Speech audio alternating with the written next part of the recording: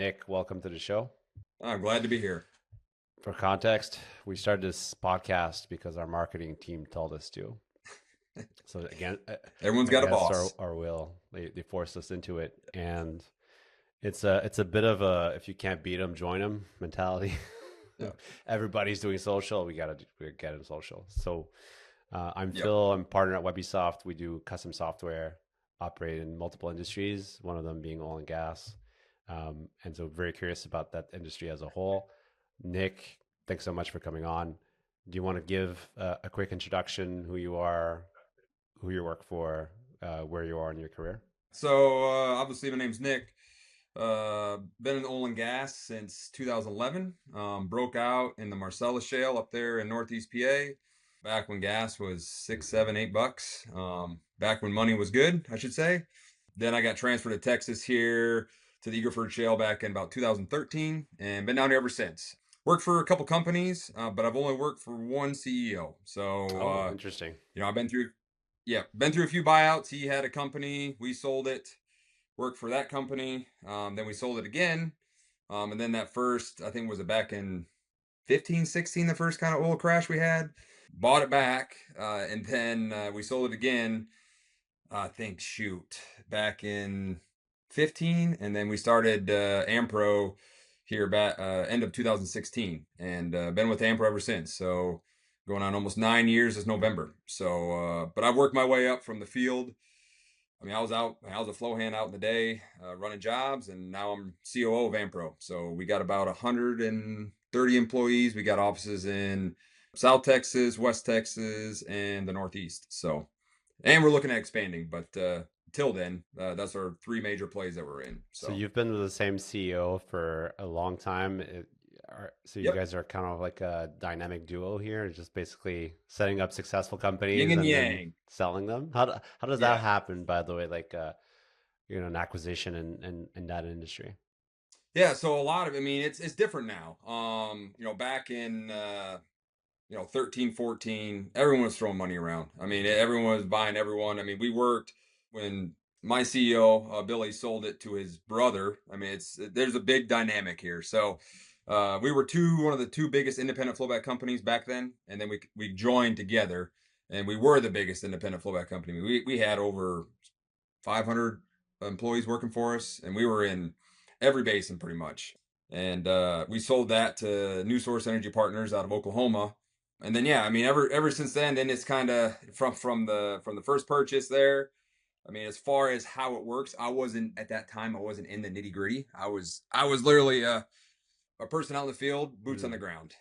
But yeah, I mean, it's been, I mean, going through all those buyouts. I mean, it's you pick up things, you learn stuff. I did the whole corporate atmosphere where I was just a number. Didn't quite like that.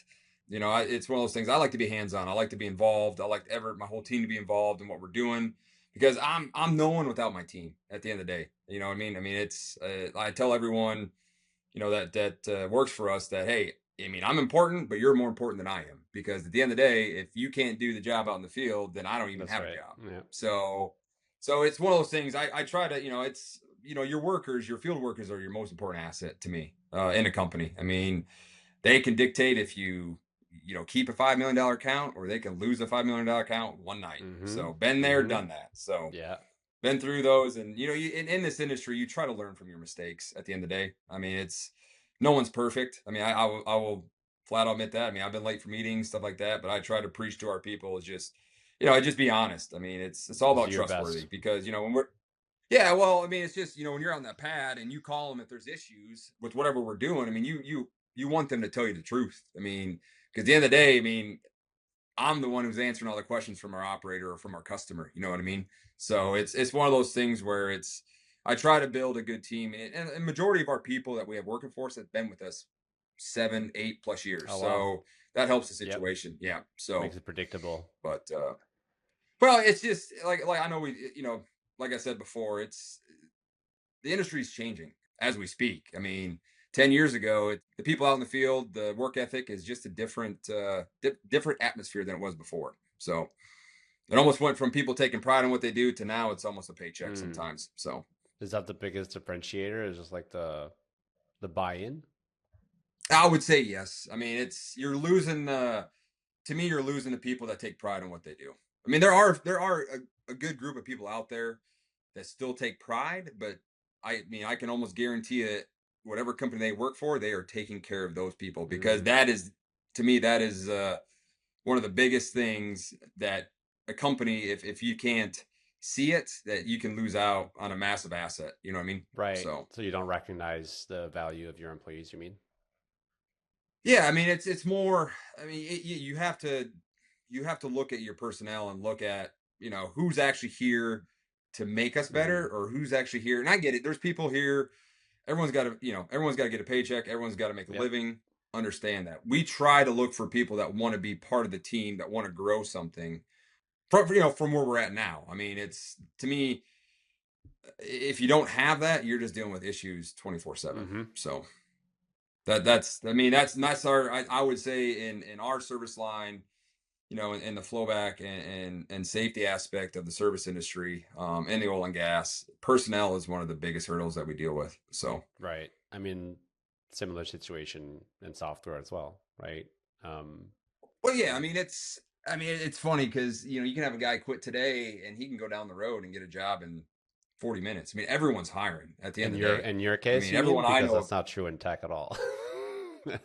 Well, I mean, the turnover rate in the oil, in our Yeah, sector, I mean, it's probably 65, it's high, right? 75%. Yeah, yeah. I mean, I get it. Everyone that comes in the oil and gas wants to make the money. 10 years ago, I mean, if you want to make six figures and not have a college education, hey, oil and gas is where to go. I mean, you're working the Mm, hours. I mean, it's you're hard work. working 100 hours a week, 128 hours a week. I mean, it's Wow. long Okay. hours, but the money's Yep. there. So yeah, I mean, it's one of those things where, because our industry is a 24/7, 365. I mean, we Mm, have 20 jobs going on every day, all night long, all day long. So we have crews going out at 8 o'clock at night. We got crews going out at 8 o'clock in the morning. So I mean, you need personnel. I mean, the burnout is real in oil and gas. I mean, especially now. I mean, every service company I know or have talked to. I mean, you're trying to get every ounce you can out of what you have.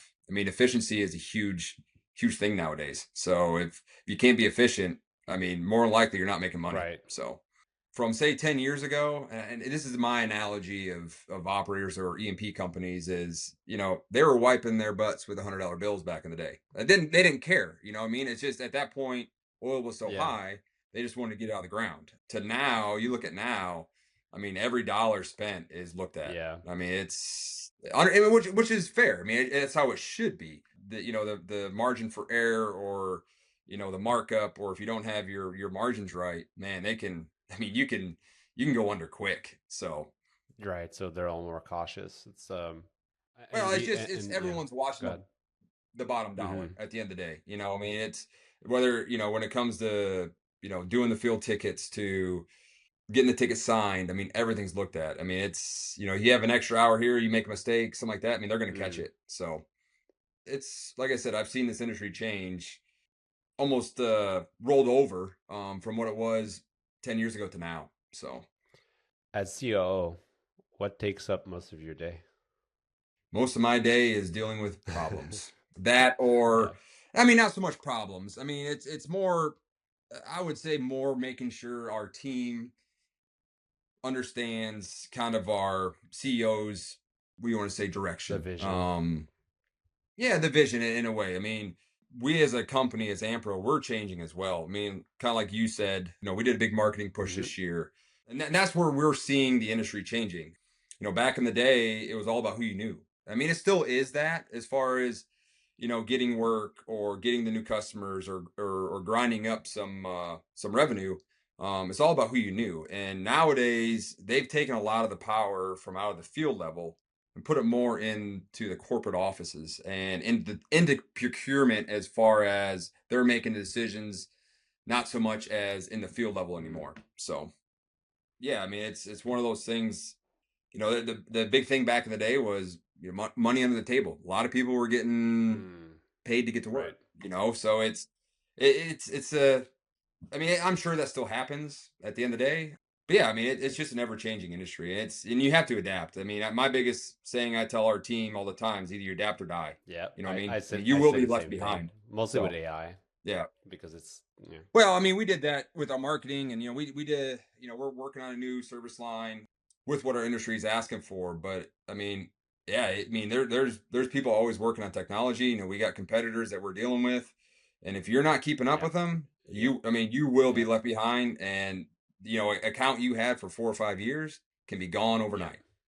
Because either you were naive and didn't notice what was the changing that's happening, or you were just not in tune of what was going on. hmm So that's our biggest thing, is trying to, our biggest push this year is just staying in front of everything so we can be, kind of the forefront of our industry of being with technology, whether it be AI, automation, whatever. I mean, you're trying to pretty much produce what your customers are asking for in a short time frame. You know what I mean? yeah, that's what I heard also from other guests. It seems like when your client needs something, they need it, you know, next Yesterday. week or yeah.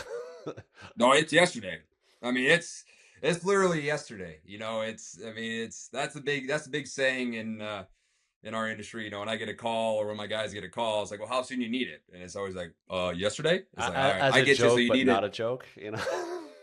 Yeah. in a way, yes. I mean, because I mean, it's one of those industries where NPT, as we call, downtime, non-production time, that's a huge Oh, okay. cost, and that can Yeah, and yeah. that can eat on an operator's bottom line. When you got, say you got a coal unit sitting out there, you got a frac company. I mean, every hour can cost the operator 60, 70, $80,000. Yeah, that's So, not and because there's so many different teams, right? well, yeah, service companies, yeah, out there. I mean, if So you're just wasting their if you time had it if you're all up, not producing. Kind of like construction a little yeah, bit, and right? If there's a big construction site and then you bring on, different service providers from, different aspects of the construction, and then for some reason it's delayed and they have to sit idle for, 4 or 5 hours. Yeah. hours or So yeah, you're eating that yeah, cost. no, it's yeah, same thing. And a lot of times, the person who calls it downtime is eating that Yeah. cost. You know what I mean? Yeah. Yeah. Where 10 years So high ago, stress, you would I say? mean, you It's may pretty stressful. yeah, I mean, it's stressful. To me, it's stressful if you don't prepare Yeah. for it. Like I try to tell our team, we prepare for the worst, expect the best. Mm-hmm. So we always try to have, I try to, what has helped me out and grow to where I'm at now was just, I always had a plan A, but I had a plan B, plan C, and plan D at the end of the day, because more than likely plan A is not going to work out. Mm-hmm. Plan B, there may be a hiccup. So you always want to make sure you have an out to whatever you're dealing with. Because like I said, I mean, it's an industry where if you cause an operator to spend capital where it's not been, you could lose a $5-6 million account overnight, and that's a scary That's part. yeah, that's not Realistically, fun. Um, no, and I mean, so you try to build your team, you get those relationships, and a lot of times with operators, it's a give and take. I mean, we've had issues, 100%. yeah, of course. But it's a give and take. I mean, and there's also times too where we've gotten our customers out of a bind. So you bank on that relationship you have with your customer, to where when you have bad Yeah, times, you can look at a big picture. Say, hey, you know what? They have done us well for 8-9 months, no yeah, yeah, yeah. issues. This one issue here, no big deal. Hey, Well, hey, help because us out. you built trust to the point where you can afford a couple mistakes, essentially. Sometimes though you don't want to rely on that either, because that can also get you in trouble. So I mean, it's one of those things where it's attention to detail every day. The day that you say, man, I'm not going to worry about that, is the day it's going to bite you in the butt. Yeah, So I think a previous guest mentioned getting complacent, right? yep, that's If the you get biggest thing. complacent, So that's where you kind of run into trouble. So you mentioned multiple contingency plans for, plan A, plan to plan E. Like, are you still running into surprises, or have you seen it all? no one's ever seen it all. I mean, at the end of the day, and I tell everyone, I mean, I'm learning stuff, especially now with technology. Mm-hmm.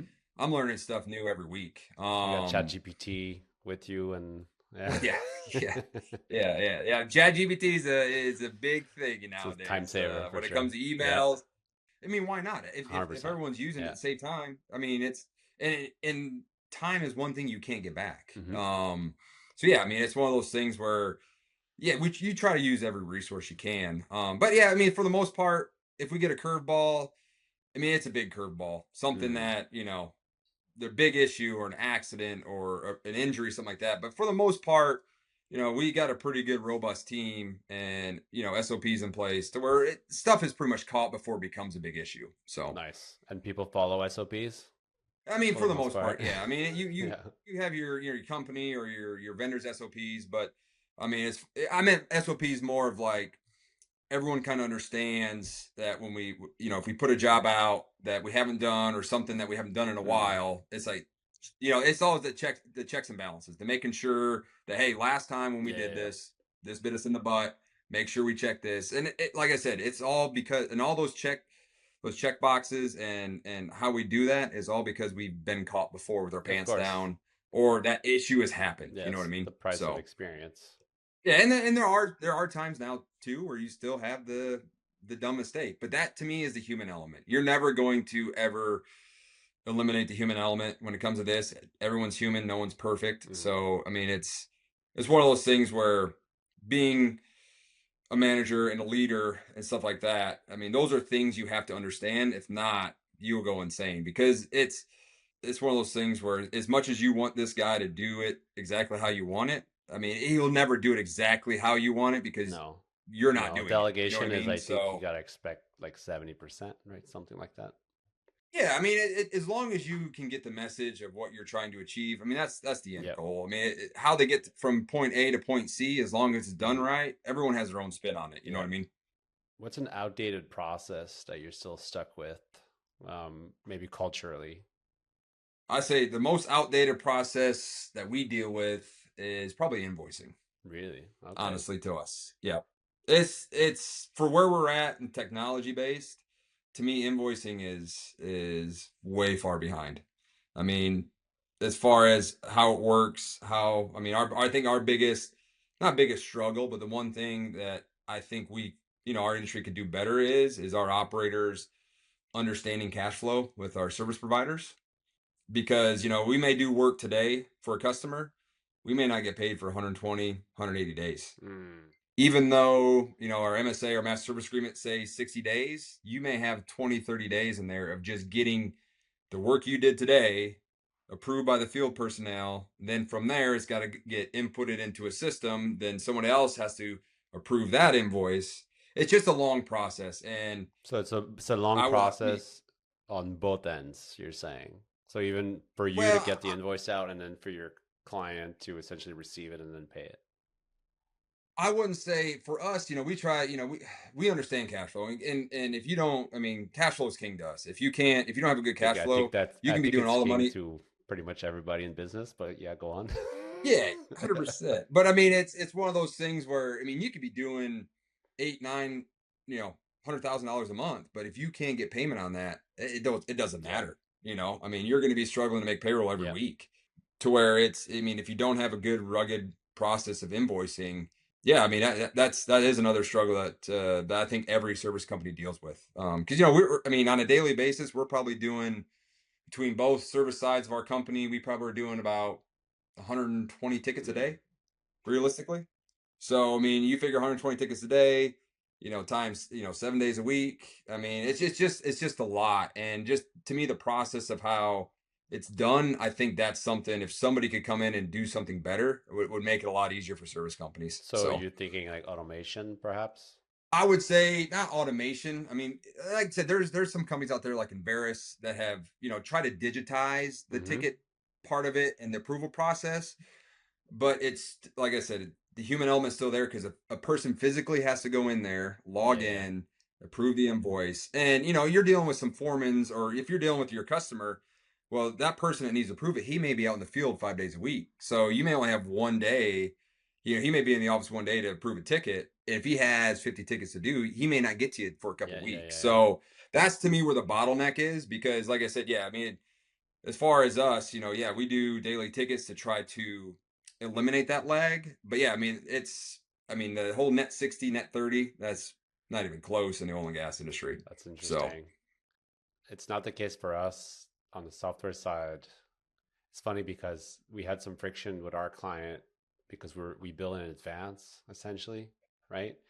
And so that Yep. concept was kind of foreign to them. We're like, well, what do you mean? Like is there a time sheet for this? No, no, no. Like we're planning, this 2 weeks of a Yeah. sprint that we're, and so, but we're quite lucky. I think they do like net 30 or something like that. I don't have more exposure to others. Yeah. I don't know how others are doing it. I think the worst that I've had was net 60 or something like that as a standard with a telecom company. Net Yeah. 120 is rough. It's hard. I mean, and we have some, some of our biggest operators. I mean, and it's to me, I kind of laugh sometimes because in the system we put them in, a lot of customers will put a payment date or remittance date on Yep. invoices. It'll be say it's October 10th today. Well, they'll say they pick 20 invoices. Well, they'll put a remittance date of say 11, so November 25th. So it's still a month out. I mean, it's approved. Everything's Yeah. approved for payment, but they're not going to pay it until next month. Yeah. Yeah. Yeah. And at that point, there's nothing you can do about it. No, if it's I predictable, mean, like you could live with that, right? You could go, obviously there's financing options. You could, like, if you really need the yes, cash, but yep, yeah, because basically what you're describing is there's a process to approve payables, but then it needs to be yep, in the next payables cycle, which could be like a yeah, month later. Yeah.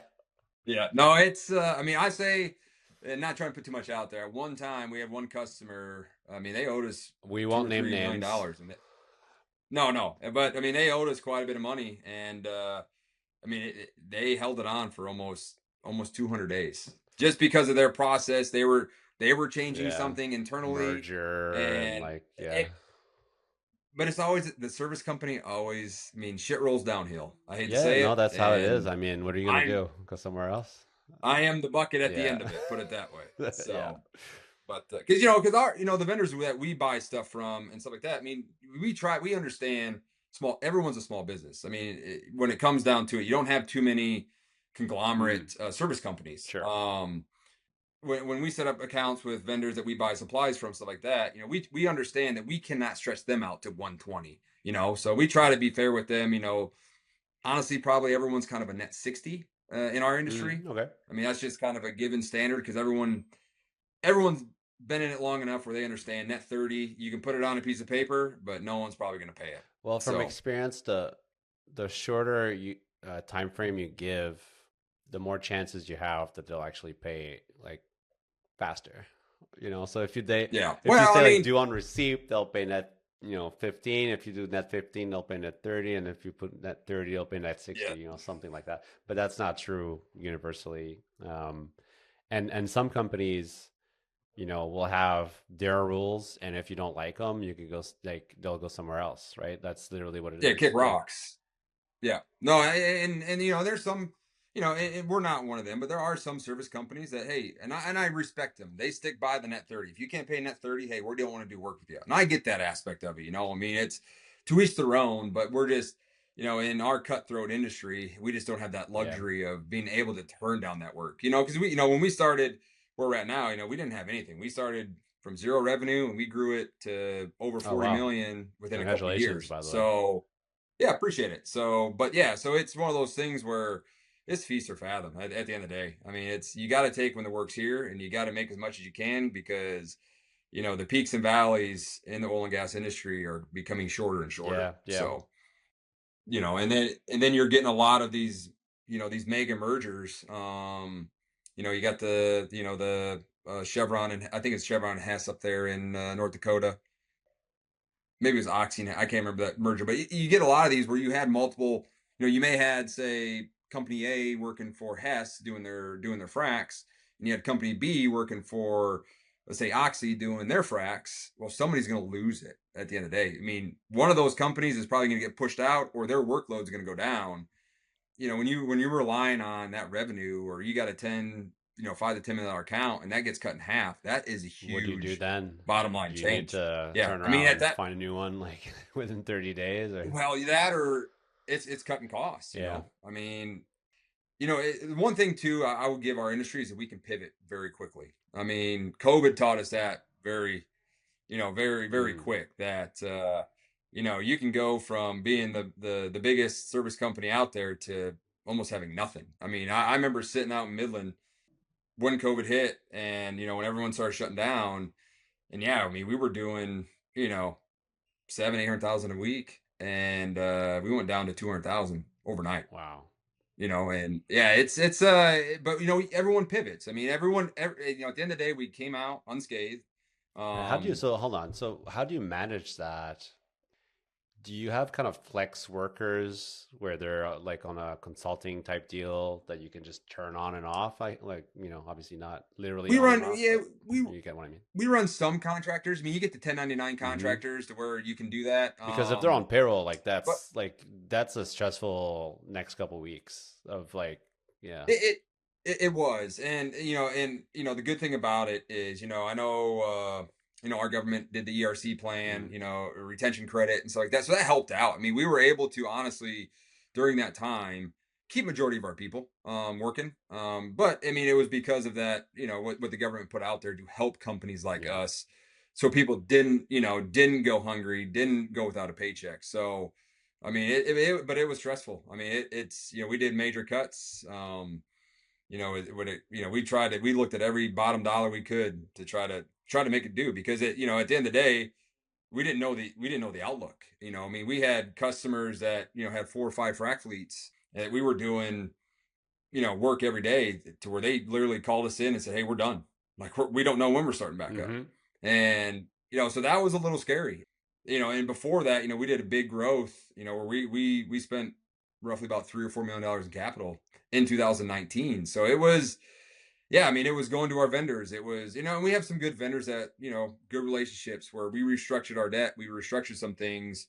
And yeah, I mean, if it wasn't for them to work, everyone working together, I probably wouldn't be here today talking Mm. to you, to be honest with you. Speaking So of vendors, when people try to pitch to you or your industry in general, where do you feel they missed a mark or they just don't get it? They just don't get what you need. I think some of it just comes to the service side of it. I mean, everyone carries what we need. We call them consumables.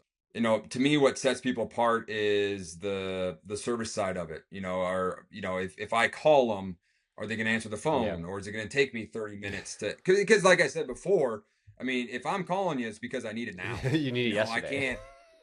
Yeah, yeah, and then because Yeah, yeah. on the back end of that, I got my customer calling me, "Hey, what's your That's right. updates? Hey, do you have this? By the way, And I feel that with our clients because we I, built software for them that they're reselling to their clients in oil and gas. Obviously, they're I an got you. offshore, drilling platform, offshore company. When they get back and like, where's the update? I could feel it that Yeah, even there's coming across pressure. email. There's like Yeah, third party pressure here. Yeah. yeah.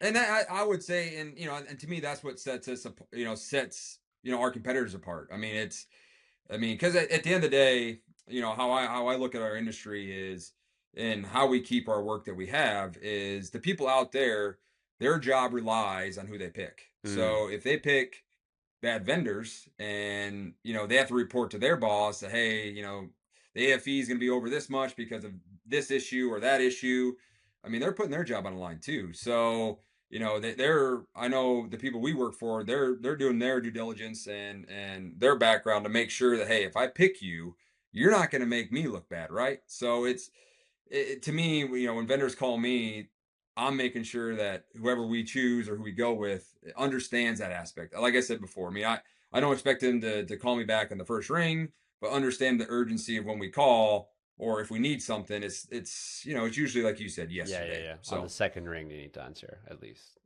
yeah, yeah, because I mean, there is. I mean, like I said, if you go out to Midland, I don't know if you've ever been out there. I mean, that whole town is just oil and gas. I I mean, have not really. I've been to Texas multiple times, but mostly in the urban cities, like urban I areas, like gotcha. Dallas, Houston, Austin, a lot, because the tech Yeah, conferences there. Really, really hot there, by the way, as you yeah. know. You're yeah. No, but I mean, that's one thing I like about, I mean, because I'm in the Eagle Ford, based out of the Eagle Ford, is when you go to Midland, you're always in oil and gas. Everywhere you go around works for somebody, whether it be a service Mm, company, whether it be a factoring company. I mean, when you go out there to eat, I mean, everyone's in the oil and gas, whether it be cleaning people, whatever. I mean, everyone has their finger in it somehow. And one thing down here in the Eagle Ford, it's kind of nice to get out of it. mm. I mean, living in San Antonio, you can get out of the oil and gas and not, my neighbor, he's a civil engineer. I mean, it's funny though, my next door neighbor, he is the head trauma surgeon for Midland Memorial Mm. Hospital. So that was kind of a coincidence there that him and I both, when we see each other outside, we talk about stories of who he has in a trauma center. We swap stories here and there, but yeah, I mean, it's you go out to Midland, it's everywhere you look is oil and gas, and and during the last downturn, it was almost a ghost town Mm. out there. It was weird, going from that, but I mean, it's back to where it was, pre-COVID, all that. But yeah, I mean, every area is different. The Northeast, that's all small town living. So I mean, you get your small little, because I think the town that we're our office is in up there, our yard. I want to say maybe population of 2,500. Oh wow, okay. That's Yeah. small town. So Yeah. yeah, but up there, I mean, it's when gas prices crash, I mean, it Yeah, hurts yeah, everyone yeah. up You can there. feel it. I mean, well, even the mergers, I mean, there's been a few big mergers up there, and I've had a lot of friends that I've known over the years, where they're not even in oil and gas anymore. They're out of it. Like, they're tired of the ups and downs. They're tired of getting laid off, trying to find a Hmm. job. So they literally got out of the oil and gas industry, completely. So They went to work for the government, just the opposite. yeah, government or Yeah, who knows up yeah. there. So Stable, no ups and downs. yeah. Well, I know, like, our biggest saying, because I'm from the Midwest, the three jobs you had back then, kind of when I graduated, was either you're a teacher or you work for a farm, whether it be dairy farm or, grain farm, or you did meth. Okay. Those were the three things. I mean, that was it. I mean, it's like I said, it's being from the Midwest, and it's funny when I talk to my friends back home. I mean, it's when I say oil and gas, they have no idea what we do. I mean, they think we're out there refining the product and Yeah, stuff like that, and it's just like, no, no, that's down. That's more midstream stuff. We're completely upstream. So it's true that it's like, obviously, and I think it has a bit of bad connotation, right? Obviously, with the environment being a big topic and climate change and everything. So I yeah. guess like the bias is right away, maybe not on the Well, most positive. Well, and you probably saw here this last election cycle where there was a big push for everyone going, the carbon emissions, and I mean it's respectable. I Hmm. understand that, but I mean we were filling out surveys for some of our customers that, man, we never did for ever. It was more looking at our CO2 Mm. footprint. It was looking at how much we recycle, how much renewable Carbon energy we credits, use, stuff like that. and yeah, I mean, because I mean, I will say during that time, the oil and gas lost a lot of investors, because when COVID hit, a lot of people lost some money, Hmm. and so I think they were trying to get people back more involved in that, and that was one of the stipulations was, hey, what are you doing for the environment? Like, what are your KPIs? What is your biggest problem, or what are you trying to fix in your industry, and it was eye opening. Is We did a lot of stuff we'd never done ever before when it came to doing some of these surveys for our customers that we're currently doing Mm. work A for. lot of So introspection, basically. yeah, I mean, I mean, it was pretty intense. I mean, it wasn't like just a quick It questionnaire. I mean, it was was one of an those in-depth third one. Yeah. party. Okay, Yeah, so they yeah, I mean, hired a you firm. Yeah, okay, that's how you know it's gonna be. yeah, it was yeah, I think one of the biggest ones we did was like EcoVadis. They're out of, I think, somewhere in France, and They're not messing around with it their was a questions. They're going well, it was deep. more of a sustainability. Yeah, well, it was a sustainability Yeah, yeah, report, yeah. and you got a grade at the end of it by what you uploaded or how you And answered the that can questions. affect your And relationship with your client, right? yep, 100%. So I mean, it was. I mean, but now, I mean, that's kind of gone away. I mean, I'm not.